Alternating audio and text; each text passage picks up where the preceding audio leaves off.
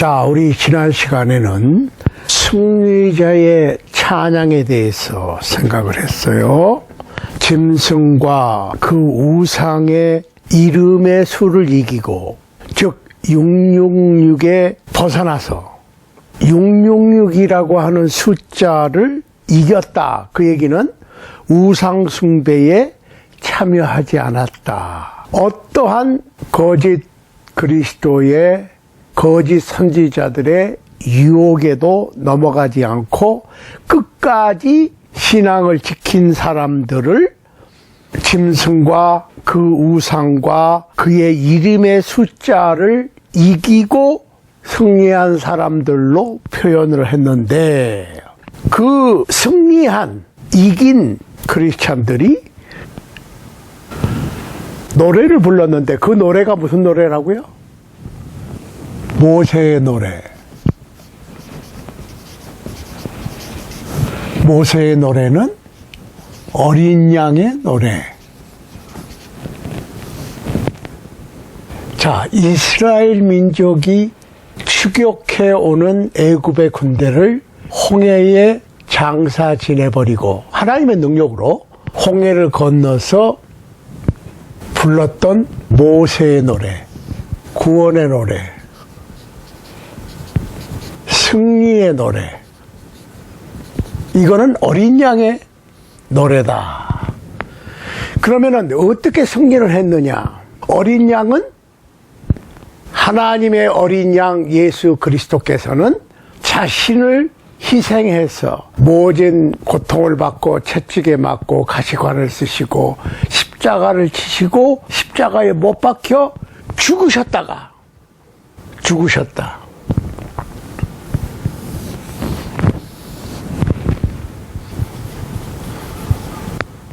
장사, 그리고 부활. 이렇게 되는 거예요. 그러니까 어린 양의 노래가 어떤 승리의 노래냐? 죽음을 통해서 부활에 이르는, 이 부활은 전폭적인 하나님의 능력에 의한 부활이지. 어린 양이 무슨 힘이 있어요?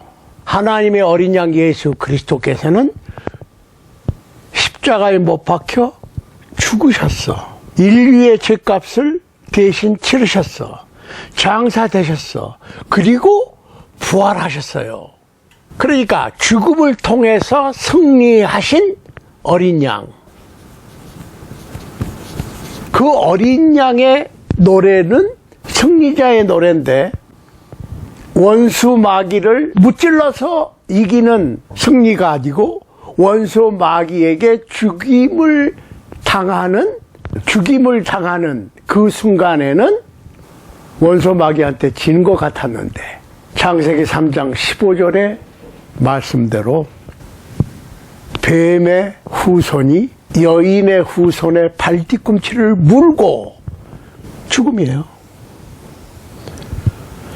독사에게 물렸으니까 여인의 후손, 즉 어린 양 예수 그리스도께서 죽으실 수밖에 없지. 그렇지만은 2박 3일 후에 하나님의 능력으로 부활하셨다. 그래서 부르는 어린 양의 노래, 승리의 노래. 비록 사탄의 권세에 의해서 죽지만은, 사탄의 권세가 뭐예요? 죄예요. 죄 때문에 인간이 죽어. 그런데 부활하신다고. 이 그림을 잘 보셔야 돼요. 자, 그러면 이거는 예수 그리스도의 죽음, 장사, 부활하심. 그럼 우리도 어린 양의 노래를, 승리의 노래를 부르려면 어린 양이신 예수 그리스도와 같이 죽고 장사되고 부활하는 일이 필요하지요.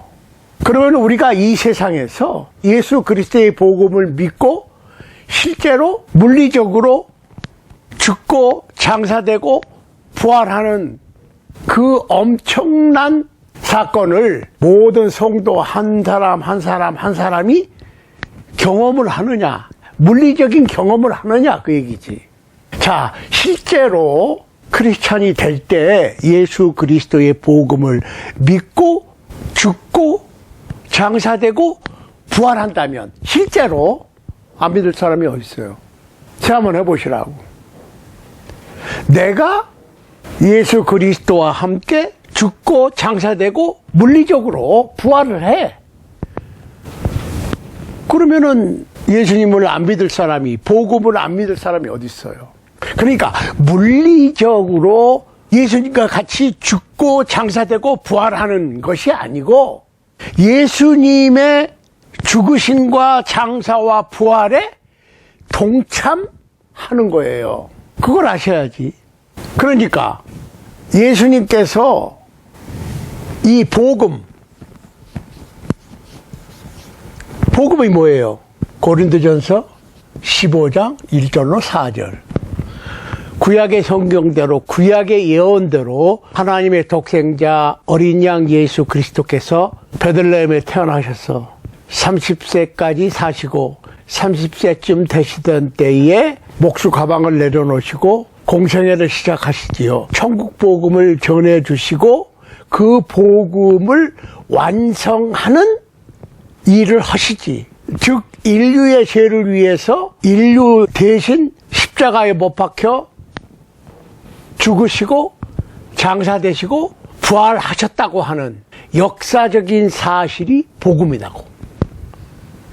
그러면 그 복음에 순종한다는 말이 무슨 말이냐? 즉 예수 그리스도와 같이 예수 그리스도의 죽음과 장사와 부활에 동참하는 것이 복음에 순종하는 거예요. 그럼 어떻게 우리가 동참을 하느냐? 왜? 우리가 예수님처럼 죽음과 장사와 부활에 참여해야 어린 양의 노래, 승리의 노래를 부를 수가 있잖아요. 그러니까 승리의 노래, 어린 양의 노래를 부르려면 예수님의 죽으심과 장사와 부활에 동참해야 된다. 이해되시죠? 자, 그러면 어떻게 동참할 수 있느냐? 이거를 성경에서는 로마서 6장 1절로 4절에 보면 이게 세례다라고 설명하고 있어요. 그러니까 세례라고 하는 것이 어떤 분들이 생각하는 가볍고 아무것도 아닌 게 아니고 해도 되고 안 해도 되는 게 아니고 꼭 참여를 해야지. 세례에 대해서 공부를 안 하니까 문제가 있는 거예요. 세례가 종류가 많습니다. 나중에 세례에 대해서 자세하게 공부할 시간이 또 있겠습니다만은 신구약을 통해서 성경에 기록된 세례가 7가지가 있다고. 이거는 다음 시간에 하기로 하고, 그 중에서 우리가 분명하게 알아야 될 것은 여기 한번 보세요. 예배소서 4장 4절로 6절입니다. 몸이 하나요 성령이 하나이니 이와 같이 너희가 부르심의 한 소망 안에서 부르심을 입었느니라. 주도 하나이요 믿음도 하나이요 세례도 하나이요 하나님도 하나이시니 곧 만유의 아버지시라. 만유 위에 계시고 만유를 통일하시고 만유 가운데 계시도다.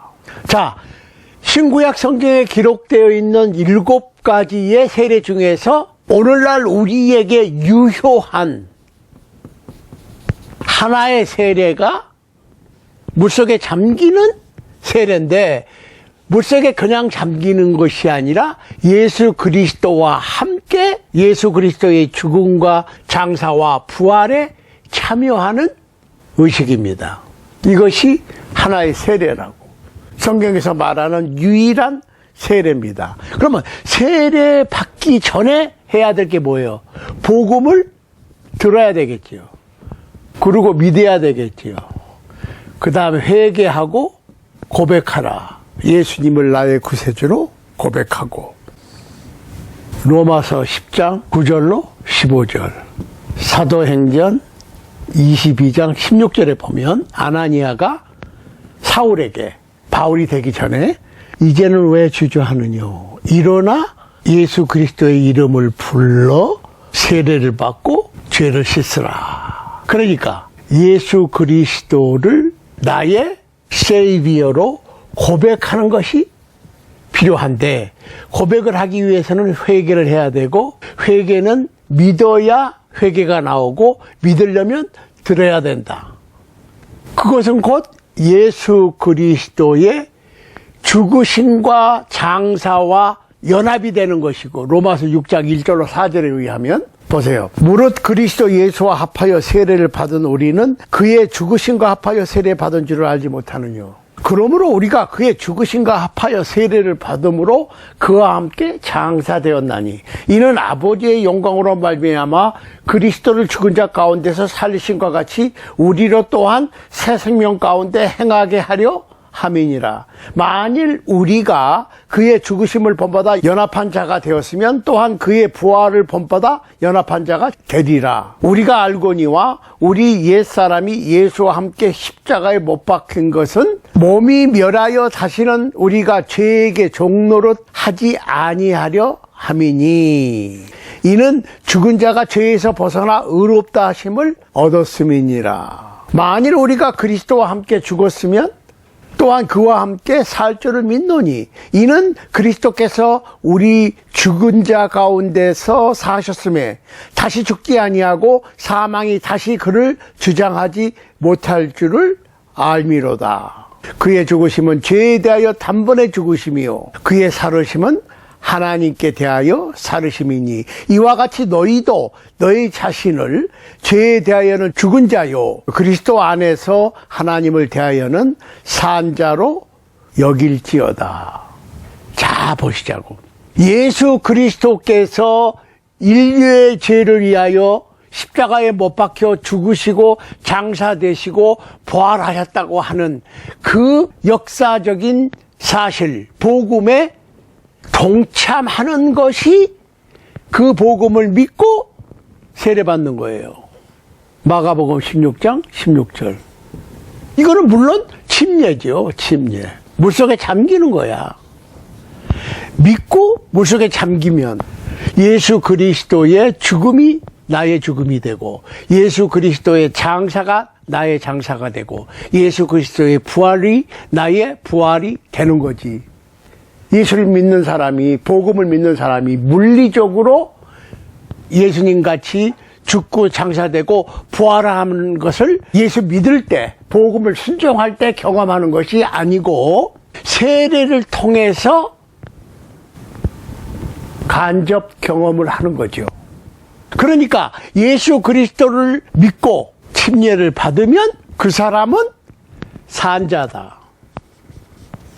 살았다는 얘기는 무슨 얘기예요? 죽었다는 거지. 왜? 물리적으로 직접 죽은 게 아니라 예수 그리스도의 죽음과 연합이 되고 예수 그리스도의 장사와 연합이 되고 예수님의 부활과 연합이 됐으니까 예수님의 죽음과 예수님의 장사와 예수님의 부활에 참여하게 된다. 그것이 복음을 믿고 순종하는 세례를 통해서 어린 양이신 예수 그리스도의 죽음과 장사와 부활에 참여했으니까 산자다. 그러니까 승리자다. 그러니까 예수님께서 오실 때 있을 부활에 참여하는 자가 되는 거다. 그러니까 모세의 노래, 승리의 노래, 어린 양의 노래를 부를 수 있는 거예요. 골로새서 2장 12절 보세요. 너희가 세례로 그리스도와 함께 장사한 바 되고 또 죽은 자들 가운데서 그를 일으키신 하나님의 역사를 믿음으로 말미암아 그 안에서 함께 일으키심을 받았느니라. 세례로 그리스도와 함께 장사되고 세례로 일으키심을 받았다. 사도행전 2장 38절입니다. 베드로가 가로되 너희가 회개하여 각각 예수 그리스도의 이름으로 세례를 받고 죄 사함을 얻어라. 그리하면 성령을 선물로 받으리니 이 약속은 너희와 너희 모든 자녀와 모든 먼데 사람 곧 우리 주 하나님이 얼마든지 부르시는 자들에게 하신 것이라. 사도행전 2장에 사도 베드로가 처음으로 복음을 증거했을 때 그 자리에 있던 유대인들, 그리고 그 후손들 뿐만 아니라 모든 먼데 사람, 곧 우리 주 하나님이 얼마든지 부르시는 자들에게 하신 약속이니까, 그때가 서기 33년. 얼마든지 부르시는 자들에게 하신 약속이니까 1세기, 2세기, 5세기, 10세기, 15세기, 20세기, 21세기 초반을 살고 있는 우리에게까지, 그리고 예수 그리스도께서 다시 재림하시는 그때까지 유효한 말씀이지요. 얼마든지 부르시는 자들에게 하신 약속이에요. 그게 뭐야? 복음을 믿고 침례받으면 죄사함을 얻고 그때부터 성령의 인도함을 받는다고 하는 약속입니다. 자, 그래서 우리가 말씀에 의해서 심판을 받는다는 얘기는 요한복음 12장 48절 50절에 다시 한번 우리가 상기시켜 보면, 나를 저버리고 내 말을 받지 아니하는 자를 심판할 리가 있으니 곧 나의 한 그 말이 마지막 날에 저를 심판하리라. 내가 내 자유로 말한 것이 아니요 나를 보내신 아버지께서 나의 말할 것과 이를 것을 친히 명령하여 주셨으니 나는 그의 명령이 영생인 줄 아노라. 그러므로 나의 이르는 것은 내 아버지께서 내게 말씀하신 그대로 이르노라 하시니라. 이렇게 어떻게 우리가 어린 양의 승리, 즉 예수 그리스도께서 십자가에 못 박혀 죽으시고 장사되시고 부활하셔서 승리하신 어린 양의 승리에 참여할 수 있는가?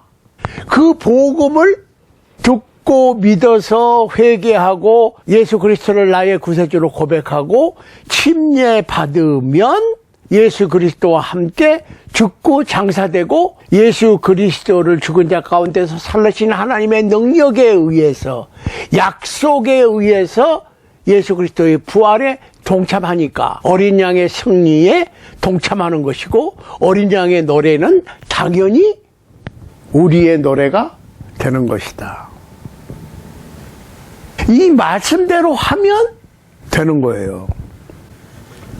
그래서 갈라디아서 3장 27절에 보면 누구든지 그리스도와 합하여 세례를 받은 자는 그리스도로 옷 입었느니라 했고, 베드로전서 3장 21절에서 물은 예수 그리스도의 부활하심으로 말미암아 이제 너희를 구원하는 편이 곧 세례라. 육체의 더러운 것을 제하여 버림이 아니요 때를 베끼는 것이 아니요 오직 선한 양심이 하나님을 향하여 찾아가는 것이라.